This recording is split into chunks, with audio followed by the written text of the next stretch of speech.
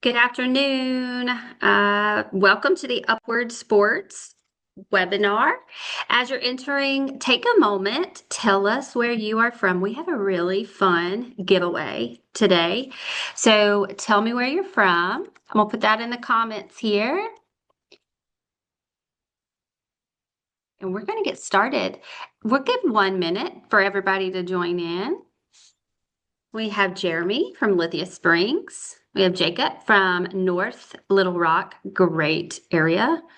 Tell us where you're joining from. I know you may not want to put it in there, but that is how you enter to win the drawing. Nobody can see it except us. We won't, well, I'll call you out just to say, hey, but that's about it. We have Nathaniel from Springwater, New York. Hey, is that near you, Brian? I was just gonna look.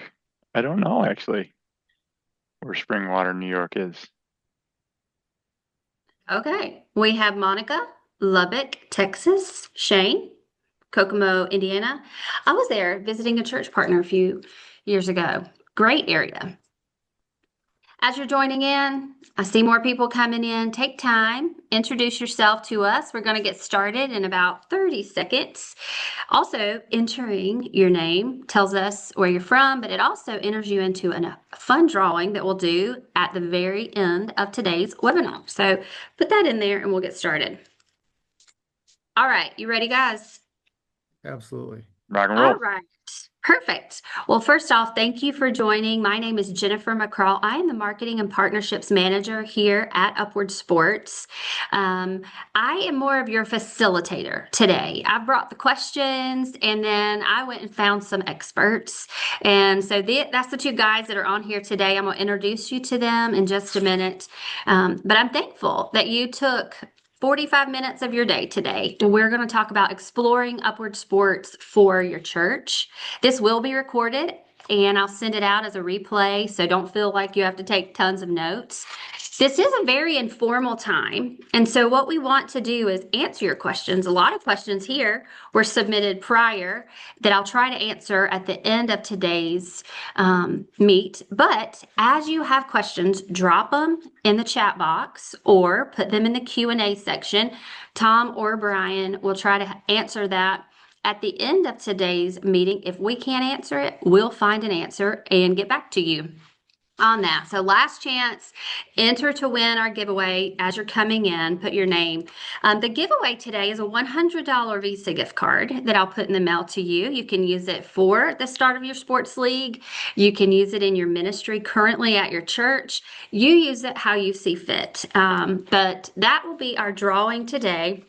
I also have an Upward Running t-shirt and an Upward Sports swag bag. It's a bag, a cinch bag as well. So you're getting a lot of fun items today. So I'll do that at the very end.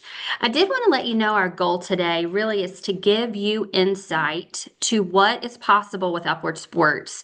And we want to show you how easy it is to implement. Now, it is not as easy to run because it's a ministry, right, guys? And anybody that's on here knows that ministry and doing ministry well does take time and it does take effort, but Upward Sports will walk beside you every step of the way.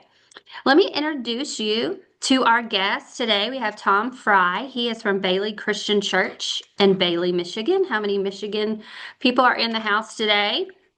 He is a 21-year church partner, and he offers a very large basketball league. So, Tom, we're glad you're here. Thanks, Jennifer. Thanks for having me. It's exciting.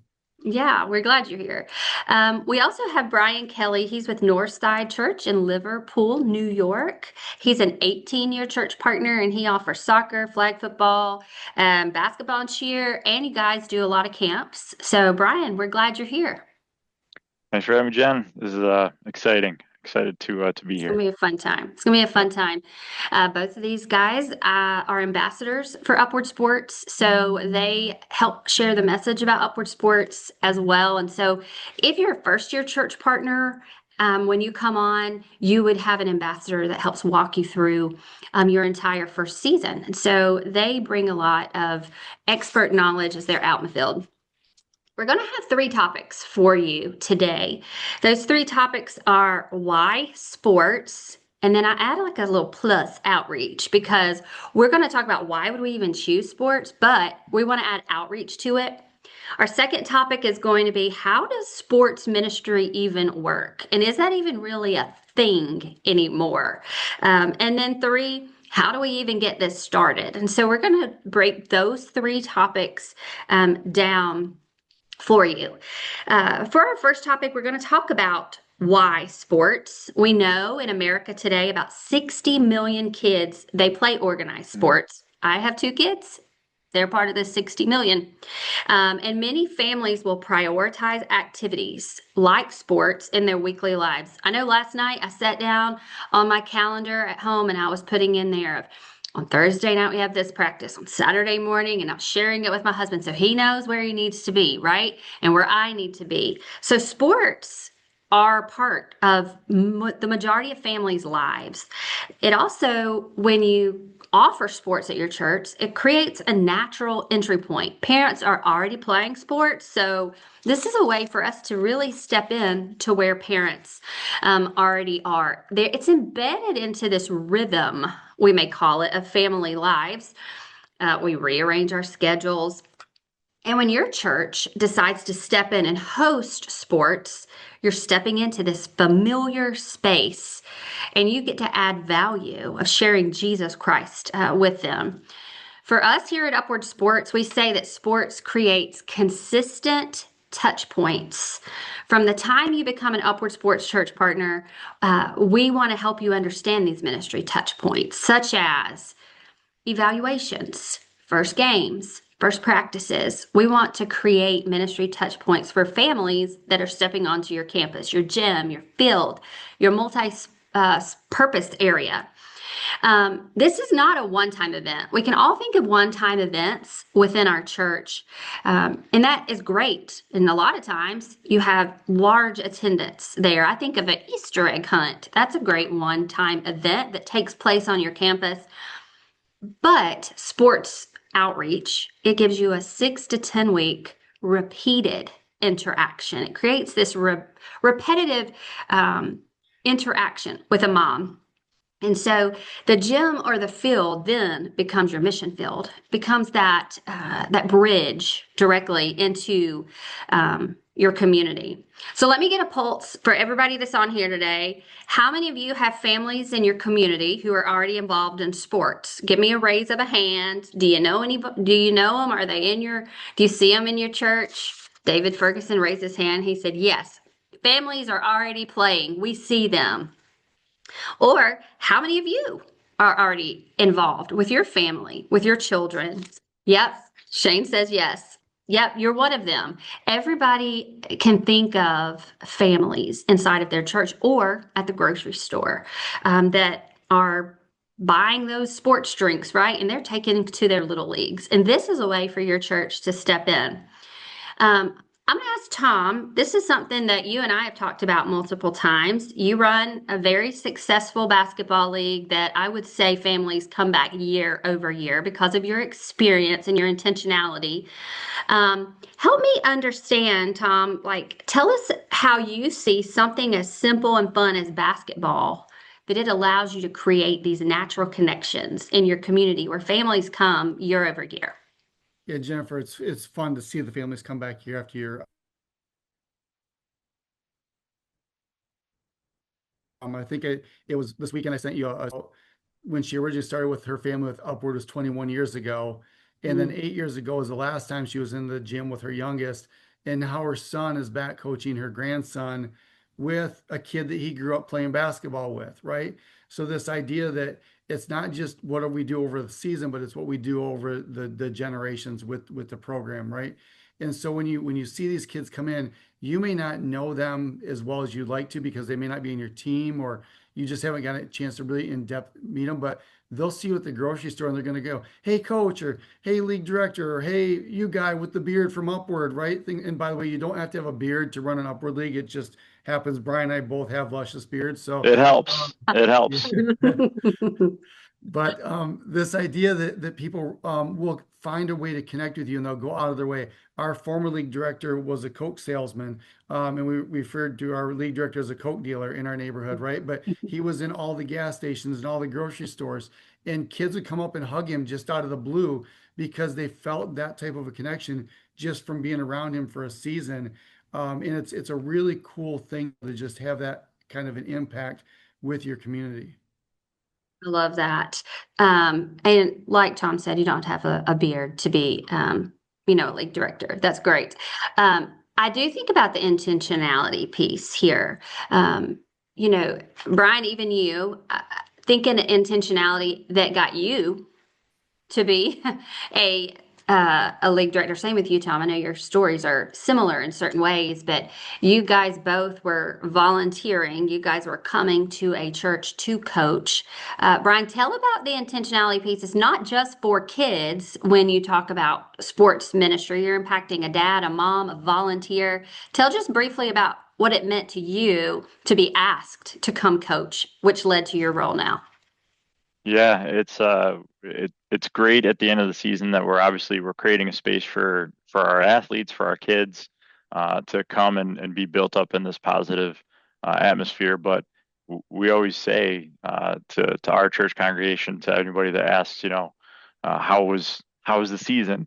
It's great when you can have the opportunity to interact with families, with parents, with coaches. The truth is that over half the league, usually about 60%, have no church affiliation whatsoever. This is their first interaction with a church sometimes. And that can be a scary thing in sports. It's such a really cool way to make that a less threatening atmosphere. And then when they come in and they meet somebody who has a common interest, who has a similar background, who has a story like theirs, but that person knows Jesus, all of a sudden over the weeks we get a chance to 10, 12, 13 times to interact with these families, to get to know their stories, get to know their hearts, and what they're struggling with, create relationships, and let them know that we care, because now they know we care. Then we can share the most important thing with them. So it is my story. I came to coach basketball. I got to meet some of the leadership here at the church. Didn't even know it was a church when I came to coach basketball, and probably would have ran out the door if I had known. And here I am 15 years later on staff. But just the opportunity that we have to create relationship with families, let them know how much we care about them and their kids, and then at the end of the season, when they know that we care, to share that good news of the gospel message.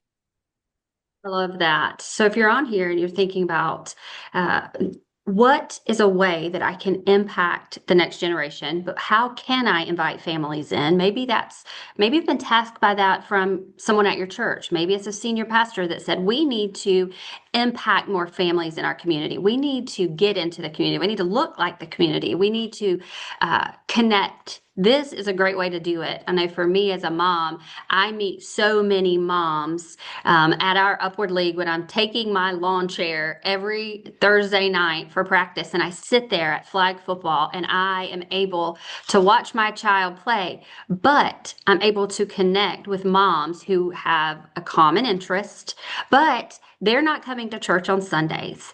But because I get this 10 weeks, this 12 weeks with them, which is 2 times a week, when I get that, I'm able to build that relationship and to invite them in. So hopefully, if you're on here, for topic one, you see sports number one is a thing, right? All kids are playing it. The majority of kids, 60, what was it, 60 million to be exact, are playing it. But when we add the outreach component of ministry to it, and our church steps into this already happening world of sport, and we add Jesus to it, the gospel to it, it becomes something more. And our church really gets outside of the walls.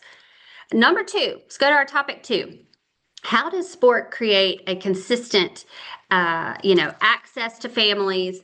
Why does it work? We talked about families and sports ministry working hand in hand. For me, I'll ask you guys this too, is it builds trust before it builds attendance. Sometimes here at Upward, when I'm on the phone with a church, I'll hear, I really want to grow our church really fast. Our children's ministry is in decline, and we want to add Upward Sports so we can get families back in the church.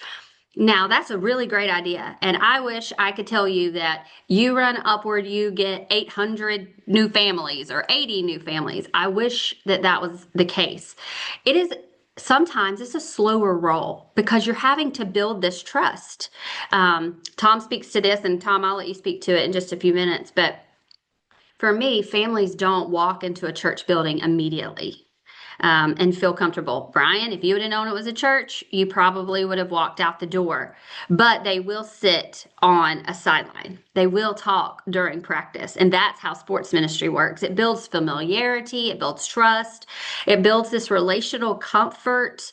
For me, I always say trust precedes deeper engagement. It's Tom, you and I were talking about this front porch type feel.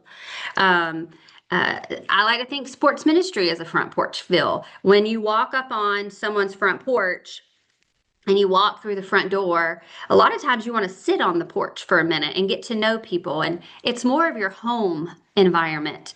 And then it provides a welcoming space. So sports ministry really is your front door approach to your community. For me as a league director, I always said if I can get them to go use the restroom without having to ask me where it is, they feel at home. They know that they'll start coming on a Sunday. It is a slower roll. So, Tom, for me, let's talk about how you build relationships within your league. You're very intentional in creating these opportunities and creating relationships. But you and I talked, I guess it was this weekend, you were saying, Jen, sometimes it's not just high knees and seats. It takes a lot. Sometimes it might take 2 seasons. And sometimes you just have to have the big ask and say, would you come to church with me? Talk about the intentionality of how you uniquely build relationships through sports.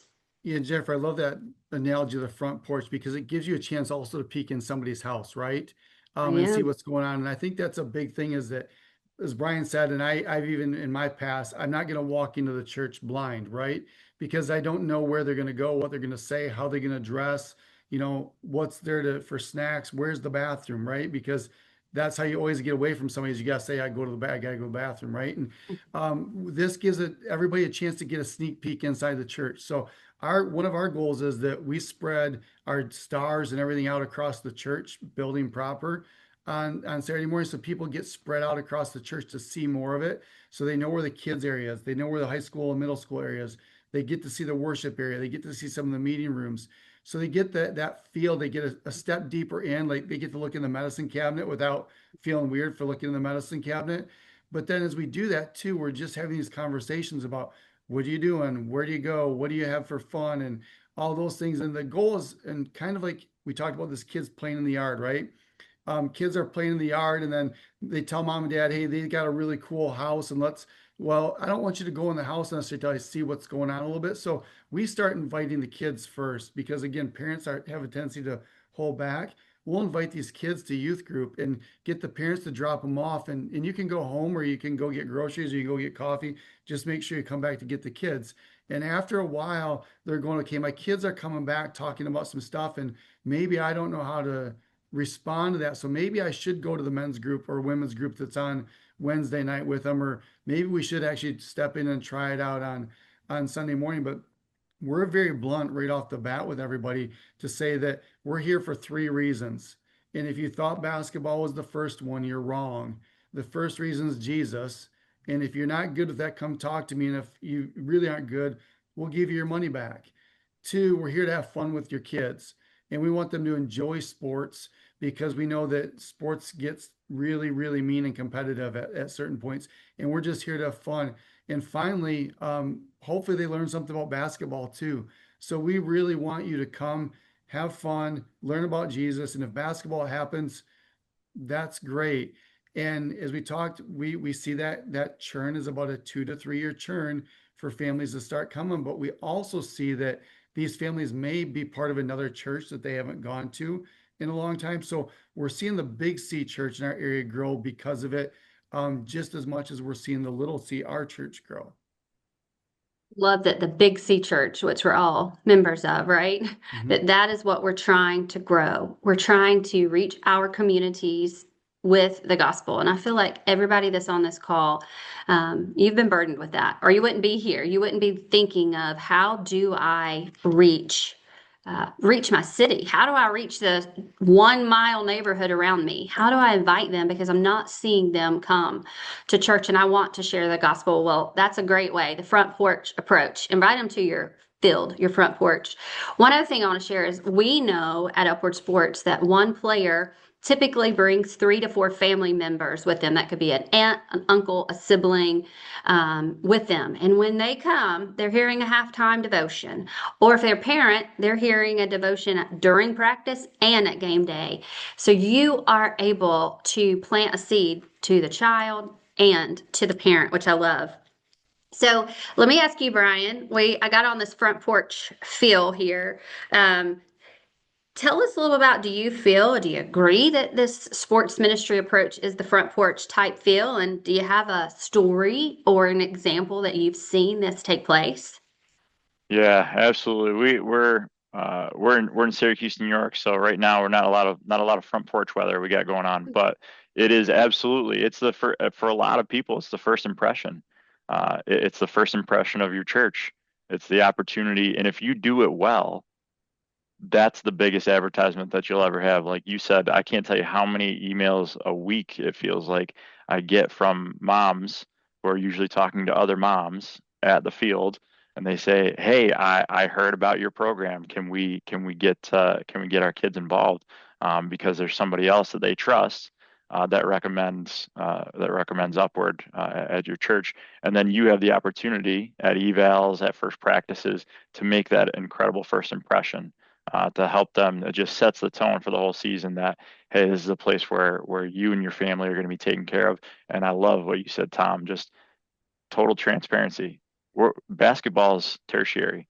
This is about Jesus, foremost and front and centered. This is what we do, and most parents, when they see the way that we do that, they're totally fine, even if they don't have a relationship. But it is a long game. It is not a sprint in a lot of cases. It is a marathon with some of these families. I just had uh, one of our faith coaches, and we have a faith coach per team. That their whole job is to pray for 10 kids and 10 families on their team for the entire season. And then often when the relationship is there, they're part of that gospel presentation with those relationships in mind. But I just had a faith coach come up to me a few weeks ago at church and say, can I just share how amazing it is that this person is? I saw this person at church today, and it was they coached their very first year. This faith coach, very first year coaching was, I think, 4 years ago here, right when we came out of the pandemic. We were just coming back, kind of getting our feet back under us a little bit, and they coached with an assistant coach, dad, who was just wanted absolutely nothing to do with devotions. It came to devotion time at practice. He said audibly, loudly, "Oh, my time to walk away. I'm gonna go get a break." And he'd walk away, and my faith coach would take over, do the devotions, tell me when we're ready for basketball, and he'd come back in and be ready for the rest of practice. And that's why I love the opportunity that we have, not just with the kids, but pouring into this young dad who now 4 years later attends our church. He brings his whole family with him to church. It was the first connection. It wasn't the thing that got him to say, "Okay, I'm going to raise my hand. I'm going to draw a line in the sand and give my life to Christ." But it was the very first introduction that he had to Northside Church, and this church home was Upward Sports, and the relationship that he created with that faith coach. And she's coaching with him again this year. And the coolest story is that she does the devotions for her practice. He started attending about 6, 7 months ago. 4 years we've been working on this guy. Uh, and she was late to practice, and he had already done devotions when she got there. And then not only did he do it, but he came up to her and he's like, "Hey, this was amazing. Do you mind if I take over for devotions next week?" And she said, "Absolutely." And then she's like running around the corner, like, you have no idea, but I've been praying for you for 4 years for this to happen. So I'm getting goosebumps just thinking about it. But yeah, it is absolutely the front door in a lot of cases. And then whatever God does with it. is just bringing people to the feet of Jesus and watching how he works in their lives, because you don't know what the trigger will be, but we have an opportunity to just be the first impression, to be that first opportunity that they get to see Jesus at work in and around them. Brian, I'm going to take on to that long game thing really quick, and you gave me goosebumps with that story too, because Too. we see it happen, right? We see it happen regularly. That it's 4 years, it's 5 years, it's 6 years later. I've got one that's a 20-year later story. My second or third year coaching, we had a young mom come in. I was actually young then too, but had a young mom come in with a boy that was the same age as my son, and we got to know the mom well. My wife developed a relationship with her, and so her and her two kids started coming to church, but her husband never came to church. And we tried really hard because we got to be really good friends with him, get him to come to church. And 2 weeks ago he was baptized. Wow. um you don't see that in the moment, but you see it in eternity when you devote your time and effort to a program like this. Mm. So if you're on here, I hope you see the passion and you see why year after year these guys lead. You see, it is time, it is effort. Anytime you deal with people, it's going to be work. It's going to be, at times, I'm sure, when they're trying to find volunteers or coaches, or it may be difficult at times. However, this long game, we get the opportunity, and it is a privilege to share Jesus Christ with with our neighbors. And honestly, we all know this, we're called to do it. And so for Tom and for Brian, I'm thankful for what you do. Every time I hear your story, I'll try not to ugly cry on here, because you guys, the stories and just the moms, the dads, the families that are impacted. This last part of why and how sports ministry works, I didn't want to skip this because it's really important to me, the multi-generational approach that sports create. A lot of times in our churches, we may have a singles ministry, we have a middle-age ministry, we have older adults, we have the children over here. When you create a sports outreach ministry, you utilize something like Upward Sports. It naturally spans generations all in one place. And I am a firm believer that it's very important for all generations to sit together and to learn together. It's important for kids to see adults serving. It's important for adults to pour into kids and kids to serve. In my own league, the past 3 years that involved in, I'm seeing kids play. I see teenagers come back and referee or even coach. I see parents coach from the church, but also coach parents that are not at our church. They coach. I think it's 66% of coaches last year in Upward Leagues were not even members of that church. So you talk about a community outreach. Grandparents are attending. Grandparents are serving in ours. They're concession stand workers. They are first impression greeters. They're prayer partners. I don't know. I can't honestly think of another ministry that brings that kind of cross-generational interaction. And I would tell you, I know this because I get to talk to churches all day long, is churches are looking for ways to bridge this generational gap. And sports does it organically. You're not having to create hey, today we're doing a family day and everybody from the church come and it's going to be all ages. This is natural. It happens. They show up. They invite aunts, uncles, teachers, grandparents, great grandparents. It's a place that it is just happening natural. For you guys, you've been doing this for quite some time. Do you see that your leagues offer this approach? And what does it mean to the health of a church when you see this happen? Jenna, I think that's the number one reason why I stay doing it, is because of this generational impact, right? So not only can an older coach have a younger coach as an assistant, and that can be both an age and spiritual growth too, right? That's But this right. idea that you can give out keys to younger people to give them responsibility, right?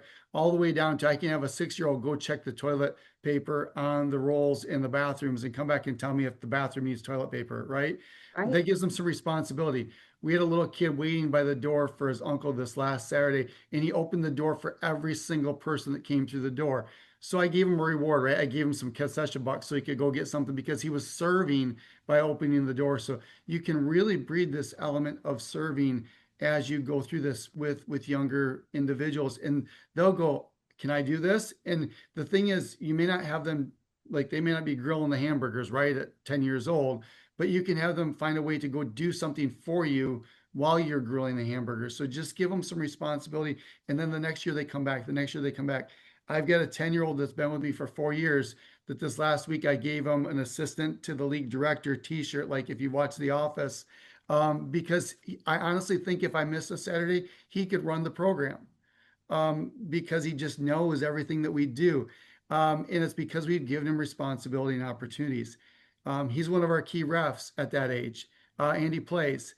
And a couple years ago, he walked up to an 80-year-old guy in our church who was there for the first time refing because he used to go to Florida all the time. And Gunnar just asked him, "What have you done this before?" And he was like, "No, I haven't." And he's like, "That's okay. I'll teach you as we go." And so just the confidence that it builds not only as you play but as you volunteer, in that I think it builds huge life skills, but also gives you that ability to truly share the gospel deeper and deeper as you grow in relationship with these people. Totally agree. What about you, Brian? Yeah, Tom, I love that. That's that's such a cool picture to see just the the generational mentorship between different generations. I was gonna say if you're on here and you're struggling as a church to say, how do I get the body motivated to serve?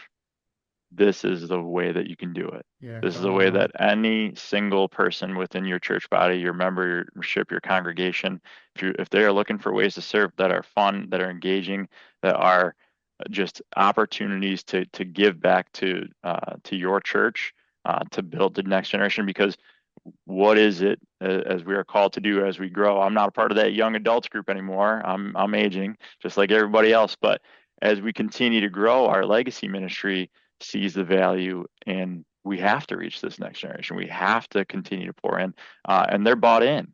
So we see it even from a church membership side, where it's like, hard for people to commit and do things, but we see the buy-in from each generation to pour back into the Upward Sports Ministry as a vessel.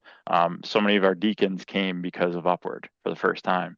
They saw what it was like to serve, and then they're having that "what does it mean to be a deacon" conversation. And often, as our pastoral staff is sitting down with these families to talk about what it means to be deacon, like, yeah, you're already doing it. You already are the hands and feet. Like, we're not asking you to do much more than what you're already doing. And then they realize, oh yeah, this is what it means to serve. So even for us, it's just creating a relationship and fellowship among believers. Obviously, we're bringing and drawing people in from the community to share the gospel, but an opportunity for you as a church body of believers, Big C Church, our church, and other churches that come and serve, to do fellowship and create relationship deeper with each other in service. So I love that aspect of the generational piece. And everybody always asks me, like, oh, well, I figured it looks so well run. You don't need people. I'm like, no, I always need people. The transparent truth is we will broadcast it until we're blue in the face. I can use you. I got a shirt that'll fit you. I promise. Whether that's a referee shirt, a coach's shirt, or you don't want to be near people, I've got a data entry person that fills in all my eval information. And what a blessing Penny is to me each and every year, because I hate being on the computer. So I will use you. It's an opportunity to get people engaged in totally different ways. And that's my Kristen. She came up one day and said, I don't like interacting with people. How can I serve? And I'm like, I got the perfect thing. There's these 350 pages of paper that got to get entered in with scores. Can you do that for us? And she thrives on it every single Yeah. season, right? Her goal is to get them done faster than they can bring them to her from evaluations. So it's really cool Her. because you do it. You don't That's you, have to Jen. be that face, right? You don't have to be Yep. the person coaching. You don't have to be the person coordinating and shaking hands, and that you can be behind the scenes even in this, Mhm. making food, preparing concessions. There's so many different ways that you can get involved, that it doesn't have to be a coach or someone doing devotions or speaking at halftime. It's so amazing how many different roles there are for us to jump into with Upward Sports. Totally agree. It is. This is my heartbeat here. I'm over our senior adults at church. And there's about 70 senior adults that are in our group, and they love to adopt an Upward Sports player every year. It's probably three players, right? But it's a way for these senior adults, some of them are homebound the majority of the time, that they're able to take ownership and to pray. I actually read a verse, and this is how God works, right? I read it last night in my quiet time. It was Psalm 70:18, and it says, "Even as I age, let me proclaim your power to this next generation." And that right there speaks directly to the multi-generational approach. We need to speak that to the next generation. And it's an honor, it's a privilege to do that. Okay, I feel like we're really starting to preach here. So we're going to move now to our third point, right? So if you're on here and you now know why sports, which you probably already knew why sports, and then we move to how sports ministry works. You've seen it here, the multi-generational approach. It's the front porch, it's the invite that you can bring. Our third and final topic here, and we'll around 15 till I'm going to answer your questions live. But this is, how do we get this started? How do we even start sports ministry at our church? There are three steps that I feel is the easiest three steps to get it started. And then I'm going to ask Tom and Brian their thoughts.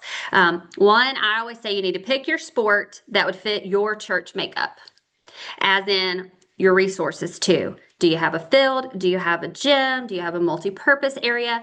That's your first thing. First off, we all pray about it, number one. That should always be one, right? God has called us to this. We know it.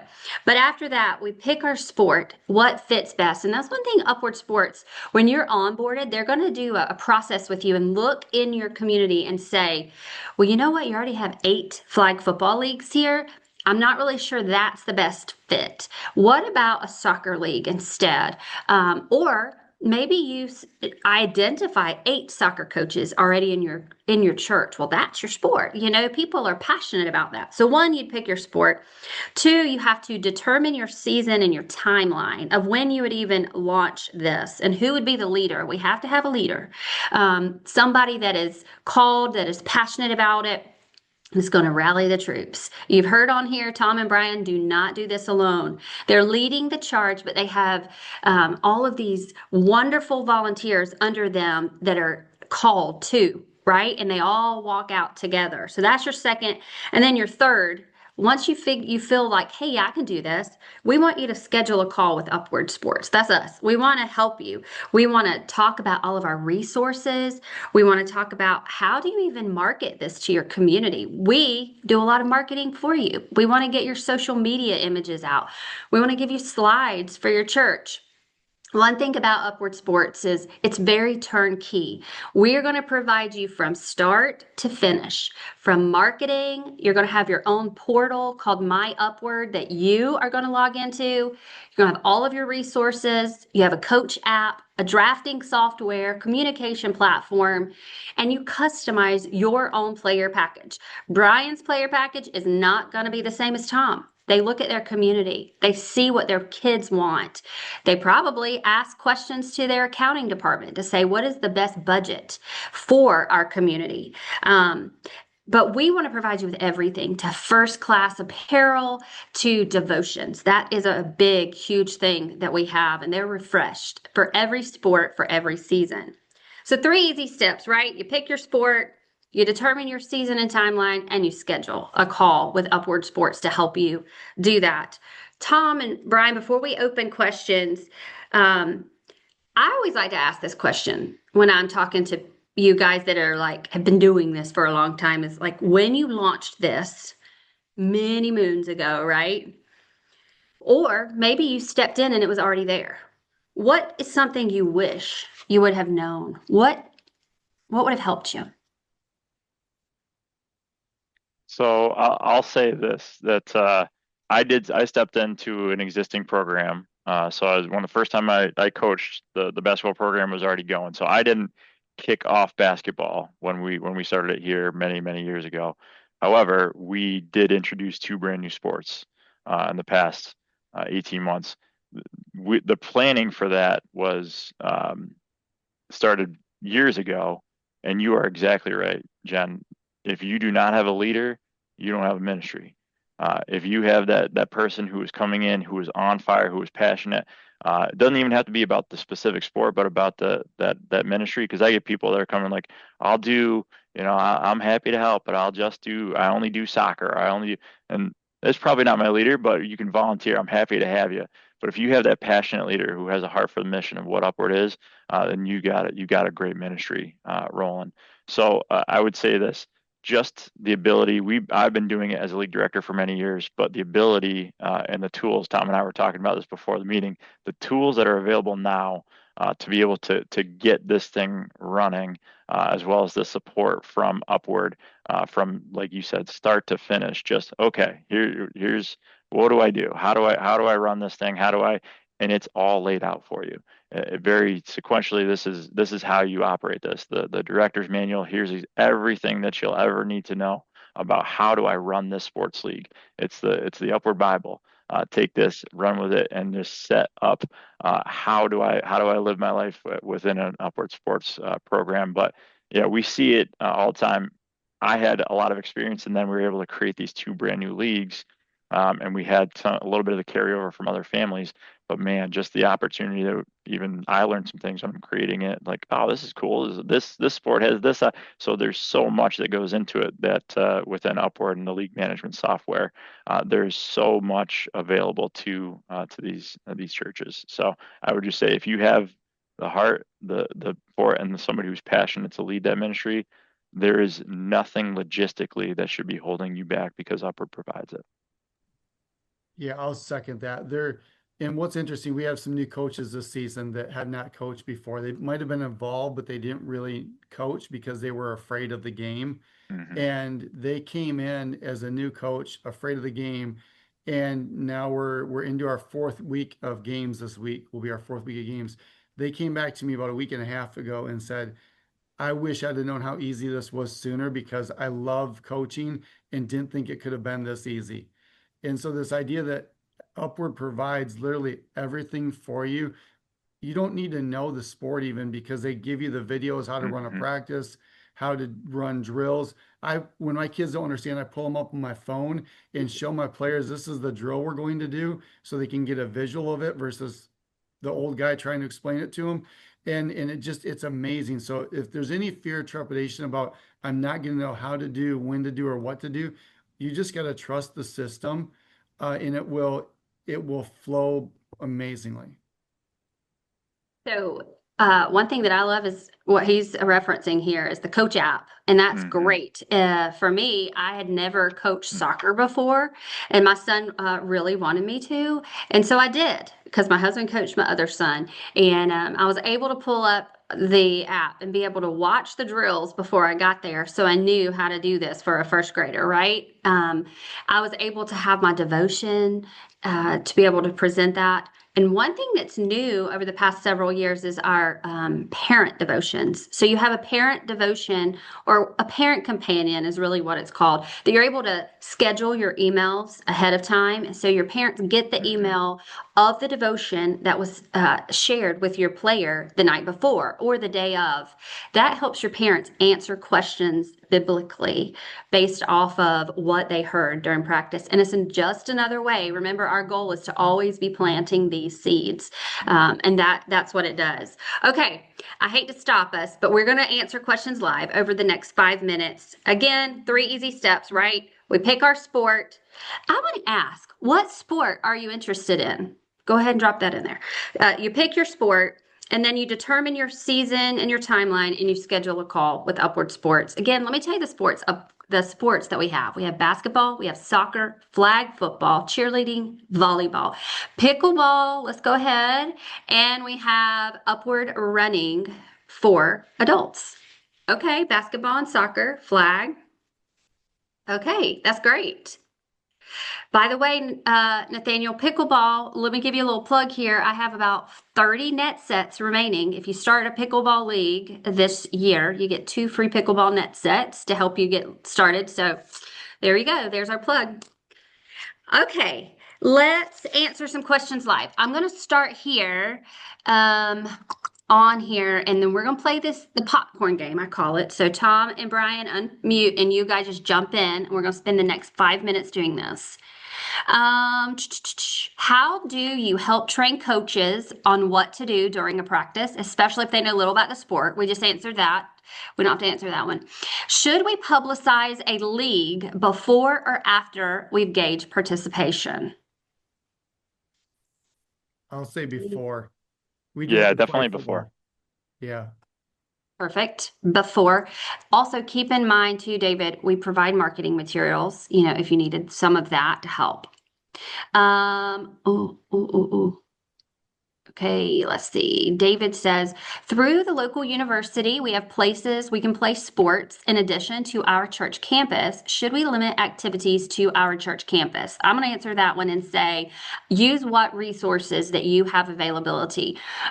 We have a really successful league in Delaware, and they have 6 school gyms. They are landlocked. They do not have a gym on campus, and they utilize 6 elementary and middle school gyms. So as long as they will give you the availability, that can be where you use. Do you guys have any thoughts on that, Brian or Tom? Yeah, I would just say because we are big enough program that we can't do all of our practices here. We utilize all of our local schools, creating relationships. Another opportunity for Yeah. the custodians and the people at those schools, administration to learn about who we are and our mission and our purpose. And then the cool thing is that we get to see a lot of the kids at those schools and be in the places like, oh, I practice at my gym. This is so cool. But for game day, I will say for game days, we usually try and keep everything on campus if we can.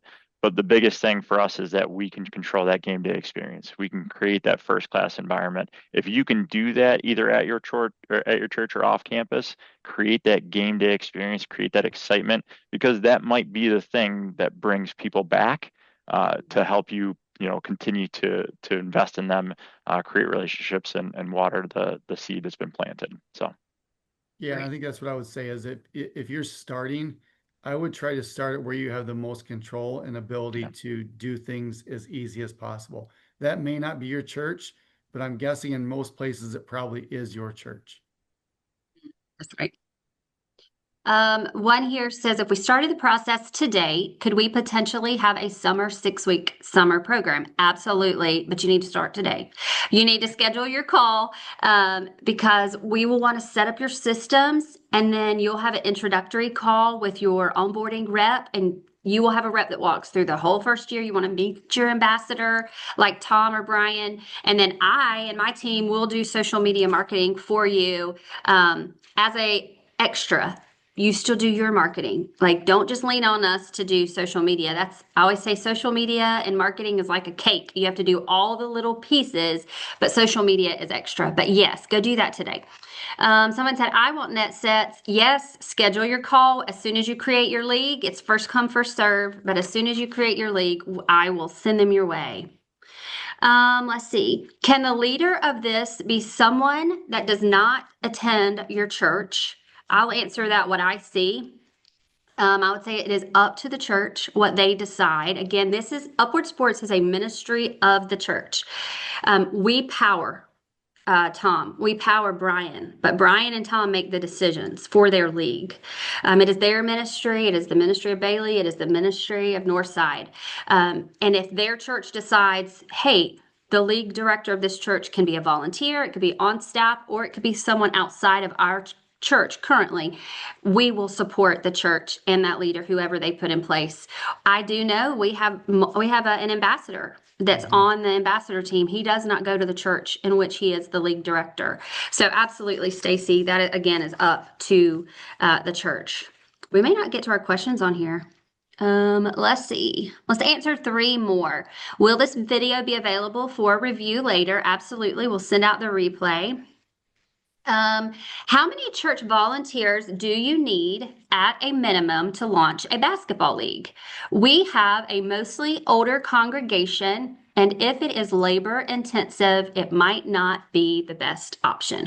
What are your thoughts on volunteers? I know every league is different. It depends on the size of the league. There's so many different situations. What are your thoughts, guys, starting out? I think the first one I would say is just keep it simple to start with. You don't have to do everything. You don't have to go all. You can just focus on the relationships and the basketball. You don't need to have a faith coach. You don't have to necessarily have all these things. There's a video, Jennifer, you guys did a while back of a church that I think is a 30-member church that was in a very similar situation that has a hugely successful large flag football league. And what they said, if I remember, it's not the size of your church, but the size of the heart in your church, I think makes a difference. And when you get some of these, I'll say more elderly people that may not be as active, and you get that burning in their heart, it's amazing how active they can get with it too. So I would say there's no set number.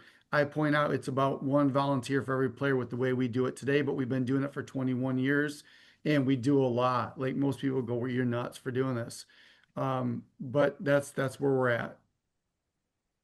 I would say too, Jeremy, start with that one leader, identify who that league director should be, but you definitely would want one coach per team. You definitely would want that. For me, I even see that starting out, having a director and then someone else that could help you, two people, a lot of times is great. Another fun thing that you might think about is if your church is a smaller congregation or it's an older congregation, partnering with another local church is such a valuable option. You're able to say, hey, we're a smaller, we do that at my church. I'm a smaller congregation and we have a gym. They have field space and they have a lot of younger people. We partner together and we work the league together. So that's an option. All right, let's answer one more. Around how much would it cost a church to get it going? We have not budgeted for it, and my goal would be for it to be as close to self-sustaining as possible. What is your average cost per player? Okay, I'll take a stab at this at first. You use the word self-sustaining. Well, everything that we do is self-sustaining. We do have a startup fee. And that is $300. That startup fee essentially is your setup systems, your materials. And then everything else is a la carte, Jeremy. You're able to go into when you're creating your player package, you might say, I want a jersey. I want a basketball. I want a water bottle. I want a coach t-shirt. You put them all in there and it adds up to a cost. And then you're able to set that price to your community. Maybe you need to add in that you're going to pay referees. I pay referees in the older division in my group. So my 7th and 8th graders, maybe you say, hey, we want to pay our referees here. So you can add that in. Upward does have a budget template for you to utilize as well. And you can create as many estimates that you want inside of my Upward. We have an estimate tool calculator. So you're able to put those in there. And then let's say it's altogether, it's $45. Just throw that out there. You might say, I want to charge the community $65 and we keep the remaining portion of that to pay our concessions, however you want. But that overall is the price, Jeremy. We don't do a yearly fee. We do no annual fees, no any of that. It is a self-sustaining ministry. You do not have to have a budget already set to start out. For me, I'm like, if you want to start in flag football, we give you the flag belts. You need cones, whistles, and a football, and you're ready to roll, on that. Any thoughts, Tom, Brian, on that one before we see if there's any more? Yeah, it's just the budgeting tool that Upward has is great. You can kind of set yourself up. But the goal, I think that there's another comment that's like, we want to be self-sustaining. That should be the goal, in my opinion. That's our goal, is to be self-sustaining so that this is not an extra burden financially for your church, that it pays for itself. And then, your executive pastor, whoever handles those finances, is going to be real happy with you when you say, we don't owe money for Upward, but look at all these new families that we've been able to bring. So. Totally agree. Last question here. Jerry asked, so it could be less than $100 per player. Absolutely. There's so many options of jerseys as well. You might get a t-shirt jersey, a reversible jersey. Some churches are like, hey, we have to give the best of the best of everything. They want to put our name on the jerseys. You can do that. You may say, I don't want to buy jerseys from you because we're going to buy them locally here because someone's donating them. Absolutely, Jeremy. Again, it's an a la carte feature that you get to do. Oh, let me answer one more. Uh, Uh, Jen, I was just going to yeah, say, your area too. Mm-hmm. that's So great. no, there's national averages for what youth sports cost. Your area. I've been on calls with other ambassadors, other upward leagues where it's like where we live, it would be prohibitive to charge $120 per player. Mhm. So we build our kits around that thought process to say we're gonna make it cheaper and more available to our families. Build in scholarships too. If Mm-hmm. you can, that's a way for your church. If you have a church that's willing to donate, build in scholarship opportunities for your church to be Great. able to come in and say, hey, if finances are ever a burden for families, build that into your budget line item to say, hey, we want families that are coming that they don't have to worry about the burden of this finance. The last thing on the self-sustaining is it's designed to not just be one league. Your goal is to say, hey, we're looking 5 years. We're looking 10 years down the road. We're going to start with flag football, and then in 2 years, we're adding in soccer. Your goal is to say, how do I keep reaching my community through this? And then the last question is, does Upward have a scholarship application built in? We do. We have custom questions that you can add to your online registration, or you can have them email you directly. You can add in coupon codes as well if you need that. All right, guys, Brian, Tom, that was a popcorn type questions. I didn't even get half of the questions I wanted to. There's questions on here. Yeah. We covered the majority. We covered volunteers, pricing. If you have other questions, you're going to get this replay from me. It'll be in the morning. Email me. If you have questions, I'll get you in touch with Tom or Brian. They can help answer that as well. If you're on here, I would love for you to schedule a call. I'm going to send it to you right here. It's upward.org/church-leaders. When you go there, click schedule call. Tell them you heard about it on the webinar. They will love to talk to you about it. You can choose whatever date and time is best for you. And they will listen first, always. That's our goal, is to hear what you're wanting to do. And if it's not the right fit for you, they'll point you somewhere to help you find what you're looking for. Or if you said, hey, I am looking to partner with other churches. I know there was one question on here I didn't get to of like, hey, how do multiple churches work together? Schedule a call. They can help you understand how that can be set up and how that works together. Again, upward.org/church-leaders. Schedule your call. Let's do our drawing. Last chance, if you came in on the tail end of things, if you put your church name in the chat box, I'm going to get my little spinny wheel here. And Tom and Brian, you come to a conclusion of 1 through 58 is what you get to choose. Let me put them all in here.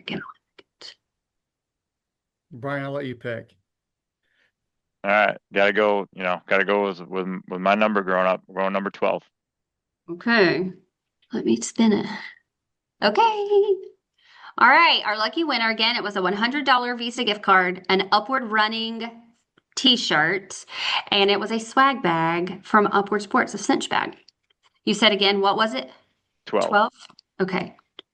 Shane, I don't know how to say your last name. Shane Gildy from Kokomo, Indiana. You are the lucky winner. Let me write your name down.